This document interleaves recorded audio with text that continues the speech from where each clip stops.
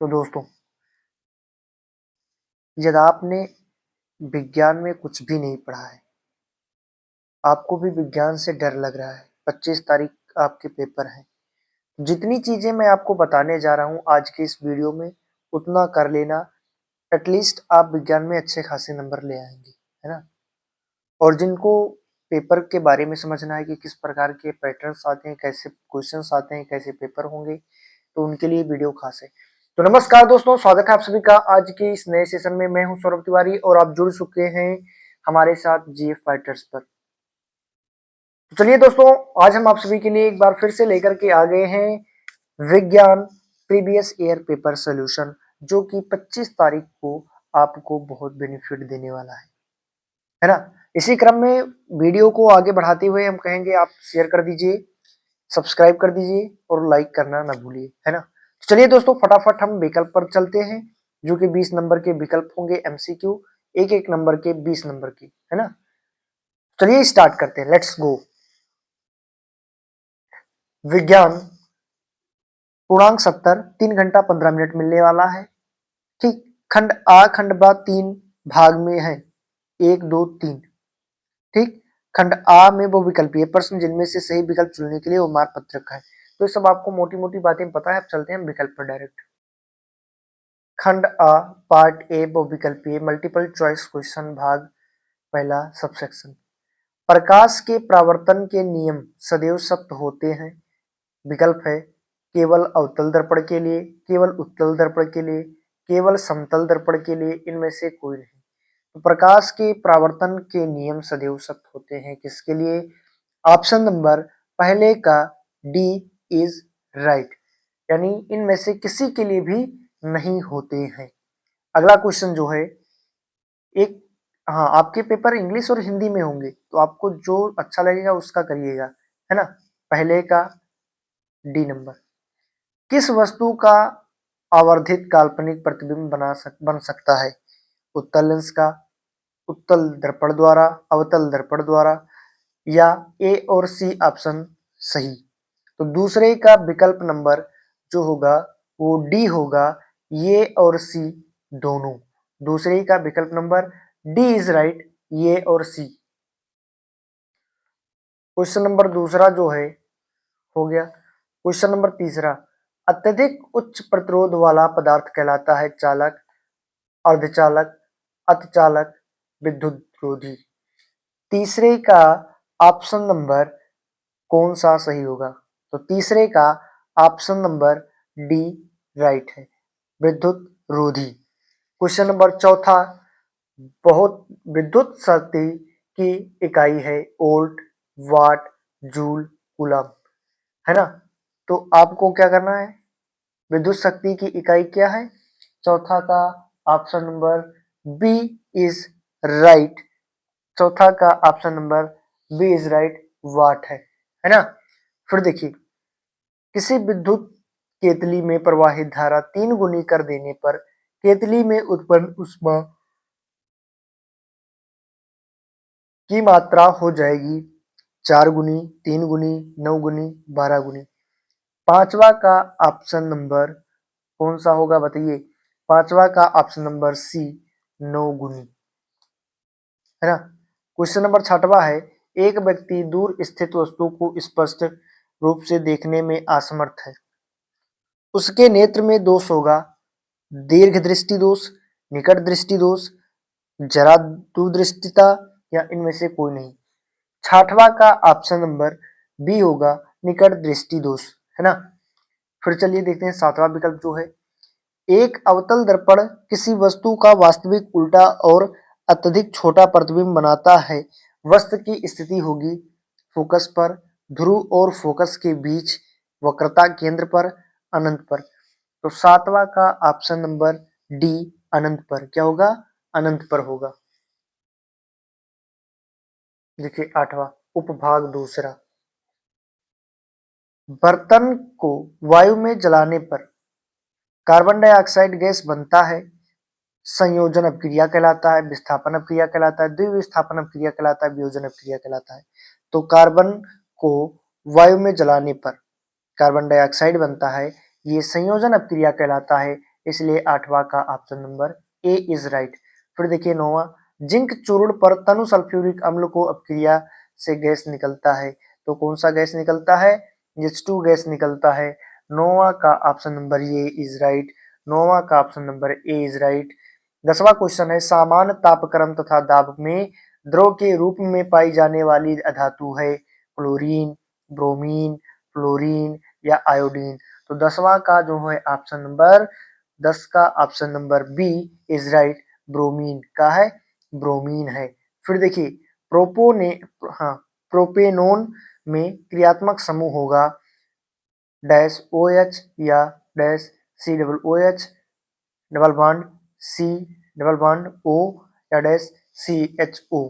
तो क्या होगा? प्रोपेनेन में यहाँ जो क्रियात्मक समूह लगता है वो 11 नंबर का option number C double bond O है ना। कॉलम ए में दिए गए यौगिक, क्वेश्चन नंबर 12 का, कॉलम में दिए गए यौगिक का सुमेलन कॉलम बी में दिए गए हैं, उनके उदाहरण से क्रिया कीजिए। जैसे देखा जाए तो ऑप्शन नंबर जैसे दिया गया है, कैपिटल ए कैपिटल सी के साथ, capital B capital small C B के साथ, capital C small D D D. 12 का ऑप्शन नंबर जो होगा वो डी इज राइट ऑप्शन होगा, डी इज राइट। फिर देखिए क्वेश्चन नंबर 13 13 जो है कह रहा है कार्बन की परमाणु की संयोजकता होती है, तो कार्बन 6 6 पे 2 4 6, बैलेंसी कितना होगा? 4 होगा। कार्बन 13 नंबर का option number B is right 4 होगा, बी इज राइट 4 होगा। ठीक। 14 का देखिए उपभाग सबसेक्शन, वह जीव प्रक्रम जिसके द्वारा हानिकारक पदार्थ का निष्कासन शरीर से होता है, क्या होता है? जनन होता है, उत्सर्जन होता है, पाचन होता है, परिसंचरण होता है। तो 14 का ऑप्शन नंबर क्या होगा? बी उत्सर्जन होता है। क्या होता है? उत्सर्जन होता है। प्रकाश संश्लेषण के दौरान निम्नलिखित में से कौन सी एक क्रिया नहीं होती है? क्लोरोफिल द्वारा प्रकाश ऊर्जा को अवशोषित करना, या दूसरा प्रकाश ऊर्जा को रासायनिक ऊर्जा में परिवर्तित करना, कार्बन डाइऑक्साइड का कार्बोहाइड्रेट में अपचयन, ग्लूकोज का पाइरुविक अम्ल से विघटन। तो बताइए 15 का ऑप्शन नंबर क्या होगा? 15 का ऑप्शन नंबर बताइए 15 का ऑप्शन नंबर जो होगा वो डी सही होगा, ग्लूकोज का पाइरुविक अम्ल विखंडन, है ना। फिर देखिए 16 का,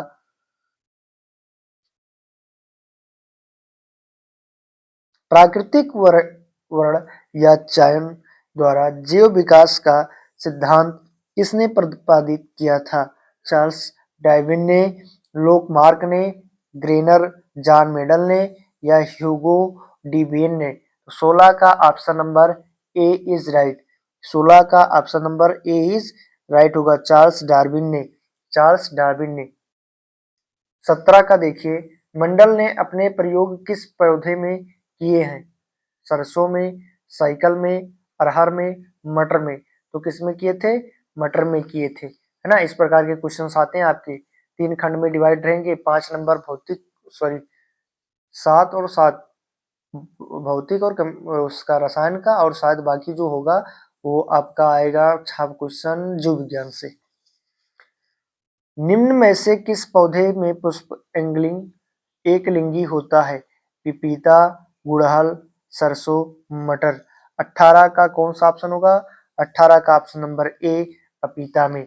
19 का क्वेश्चन देखिए, मादा जनन तंत्र के किस भाग में कॉपर टी स्थापित किया जाता है? अंडाशय में, अंडवाहिनी में, गर्भाशय में, योनि में। तो 19 का option number C is right, 19 का option number C is right, गर्भाशय में।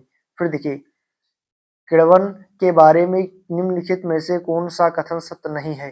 तो 20 का ऑप्शन नंबर डी होगा, या क्रिया माइटोकार्डिया में संपन्न होती है, किसमें होती है? माइटोकार्डिया में संपन्न होती है, ऑप्शन इज राइट होगा, 20 का D option is right option. तो इसी क्रम में हमारे 20 एमसीक्यू खत्म हुए, है ना, जो कि मोस्ट इंपॉर्टेंट एमसीक्यू इस प्रकार के आते हैं आपके बुक में, पेपर में, है ना। अब चलते हैं हम वर्णनात्मक क्वेश्चंस की तरफ उनका आप टिक लगा लीजिएगा और अपने गाइड या किसी से भी उसको रट के जा सकते हैं। इंपॉर्टेंट क्वेश्चंस रहने वाले हैं। ठीक, जिन लोगों ने जीए फाइटर्स को अभी तक सब्सक्राइब नहीं किया है वह सब्सक्राइब कर ले, बेल आइकन प्रेस कर लें और अपने दोस्तों को शेयर कर दें एक लाइक करने के बाद। चलिए चलते हैं अगले पेज पर। खंडवा आपका कुछ इस प्रकार होने वाला है, जिसे दिया जाएगा कि पहला क्वेश्चन देखते हैं। जैसे ये देखिए, पहला क्वेश्चन कहाँ है, ये देखिए। अवतल दर्पण के किन्हीं दो उपयोग लिखिए। अवतल दर्पण से प्रतिबिंब बनाने के लिए किरण आरेख खींचिए, जबकि वस्तु ए अनंत एवं वक्रता केंद्र के बीच हो, बी फोकस दर्पण एवं ध्रुव के बीच हो। तो पहले का ऑप्शन नंबर पहला जो क्वेश्चन है उसमें दो कंडीशन दिए गए हैं जो कि 2+2 नंबर के होंगे, यानी 4 नंबर का क्वेश्चन आपका पहला रहेगा। दूसरा क्वेश्चन जो है, अपवर्तन क्या नियम बताओ, या 3 सेमी वस्तु उत्तल लेंस के मुख्य अक्ष से लंबवत रखती है। लेंस की फोकस दूरी 30 सेमी और लेंस से वस्तु की दूरी 10 सेमी। प्रतिबिंब की स्थिति, आकार एवं प्रकृति ज्ञात कीजिए। क्या हम इस प्रतिबिंब के पर्दे पर देख सकते हैं। तो क्वेश्चन नंबर दूसरा जो होगा वो भी 4 नंबर का होगा। दो चीजें आपको ज्ञात करनी है। फिर देखिए, ओम के नियम लिखिए। किसी तार के प्रतिरोध को प्रभावित करने वाले किन्हीं दो कारकों के उल्लेख कीजिए। 400 वाट का एक बल्ब 200 वाट के विद्युत स्रोत से जुड़ा है। बल्ब केवल 5 मिनट उपयोग में लाया जाता है। बल्ब में प्रवाहित धारा तथा इससे उत्पन्न उष्मा की मात्रा ज्ञात कीजिए। ये भी 4 नंबर का आएगा, है ना। चुंबकीय क्षेत्र रेखाओं को किन्हीं दो गुणों का उल्लेख कीजिए। किसी सीधी धारावाही तार के कारण उत्पन्न चुंबकीय क्षेत्र की दिशा ज्ञात करने के लिए मैक्सवेल के कार्क स्क्रू नियम का परिभाषित कीजिए। किसी ऊर्ध्वाधर धारावाही चालक के कारण उत्पन्न चुंबकीय क्षेत्र रेखाओं को दर्शाइए। किसी प्रदत्त क्षेत्र में एक समान त्रिभुज चुंबकीय क्षेत्र प्रदर्शित कीजिए। 2-2-4 नंबर का ये भी आपका क्वेश्चन रहेगा। इसमें अथवा लगा रहेगा। एक विद्युत चुंबकीय प्रेरण का अर्थ है समझाइए। किसी विद्युत जनित्र द्वारा विद्युत उत्पन्न में किस प्रकार की ऊर्जा के उपयोग होता है। उस प्रत्यावर्ती धारा जनित्र की संरचना का नामांकित आरेख बना करके उसकी कार्यविधि को समझाइए। भारत में आपूर्ति किए जाने वाले प्रत्यावर्ती धारा शक्ति की आवृत्ति क्या होती है। ये दो सही, 2 1 3 2 3 6 1 7 7 है, 6 नंबर का लगभग होगा, 6.5। फिर देखो अगला जो क्वेश्चन है, 2 2 4 2 6 नंबर का, चौथा वाला। फिर अगला जो क्वेश्चन हमारा है, ये किस तरह आएगा कि समीकरण को आपको संतुलित करना होगा। जैसे CaOH2 AQ plus CO2 arrow तीर का निशान CaCO3 फिर H2O। तो यहाँ क्या करोगे, एक लिख के दो कर दोगे, यहाँ पर 4 से गुणा कर दोगे, यहाँ 1 कर दोगे, यहाँ 2 कर दोगे, हो गया, है ना। इस प्रकार को आपको संतुलित करने के लिए क्वेश्चन दिया जाएगा। अगला जो क्वेश्चन आपका उपभाग होगा उसमें अपक्रिया दी जाएगी। अपक्रिया कारक तथा उत्पाद का नाम बताओ। अपक्रिया कारक ये है, उत्पाद ये है, इसका नाम बताना है। ठीक, उष्मीय अपघटन अपक्रिया एक उदाहरण दीजिए। केवल अपक्रिया का समीकरण लिखिए। 4 नंबर का ये भी आएगा। पांचवा क्वेश्चन हो गया। छठवें क्वेश्चन पर चलते हैं। छठवां क्वेश्चन जो है, निम्नलिखित यौगिकों का आईपीएससी नाम लिखिए। कार्बन, जैसे देखो 1 2 कार्बन, ठीक, एक 3 कार्बन होगा। हाइड्रोजन कितना है, 4। तो प्रो प्रोपमा जब जोड़ दो तो क्या हो जाता है, प्रोपीन बन जाता है। क्या बनाता है, प्रोपीन। ऐसे ये भी है, इसका लिख लेना। निम्नलिखित तत्वों पर परमाणु तथा संयोजकता बताइए। नाइट्रोजन के परमाणु क्रमांक और मैग्नीशियम के परमाणु क्रमांक और संयोजकता कमेंट बॉक्स में कह के बताओ आप लोग। फिर देखिए छठवां क्वेश्चन खत्म होता है। चलते हैं सातवें क्वेश्चन पर। सातवां क्वेश्चन, निम्नलिखित टिप्पणी लिखिए। संतृप्त तथा असंतृप्त हाइड्रोकार्बन संरक्षण के नियम और उत्क्षेपण अपक्रिया। ये क्या करना है आपको, इन सब में से टिप्पणी करना है। अथवा करो प्लास्टर ऑफ पेरिस का गुण तथा दो उपयोग लिख दो। या फिर क्षार अम्ल से आप क्या समझते हैं। दैनिक जीवन में पीएच के दो उपयोग बताइए। चाहे एक तीनों करो, चाहे एक दोनों करो, दोनों में से किसी एक को करेक्ट है। एक 3 करना है, एक द्वितीय करे। 6 नंबर आपका मिली। फिर देखो 8वां क्वेश्चन इसी क्रम में है। भाग 3, पोषण किसे कहते हैं? स्वपोषी पोषण व परपोषी पोषण तथा का उपयोग हुआ है अंदर।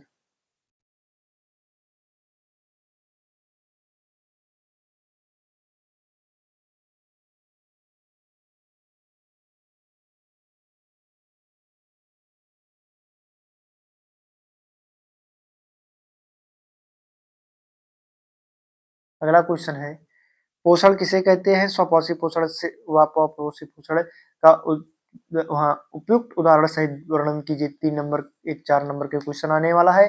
फिर जो 9वां नंबर है, पुष्प की अनुदैर्ध्य काट का स्वच्छ व नामांकित चित्र बनाते हुए विभिन्न पुष्पांगों के वर्णन कीजिए। ये 9वां क्वेश्चन हो गया। 10वां क्वेश्चन है कि मानव में लिंग निर्धारण की प्रक्रिया का विस्तार से वर्णन कीजिए। टिक लगा लीजिए आप लोग अपने गाइड में। प्राकृतिक संसाधन के संपोषित प्रबंधन से आप क्या समझते हैं? इनके संरक्षण व प्रबंधन के विभिन्न उपयोग का वर्णन कीजिए। ये हो गया। अथवा लगाइए, मानव के नेत्र जनन तंत्र का सचित्र वर्णन कीजिए। 6 नंबर के ई हो गया, है ना। तो इस प्रकार के आपके बुक में, सॉरी, इस प्रकार आपके पेपर में क्वेश्चंस आने वाले हैं ना। सारे क्वेश्चंस का टिक लगा लीजिए अपने गाइड में, अपने उसमें, जो कि 25 तारीख को आपका विज्ञान का पेपर होने वाला है। चलिए दोस्तों, इसी क्रम में वीडियो को एंड करते हैं। तो जिन लोगों ने लाइक नहीं किया, लाइक कर दीजिए, शेयर कर दीजिए। Bye bye, take care.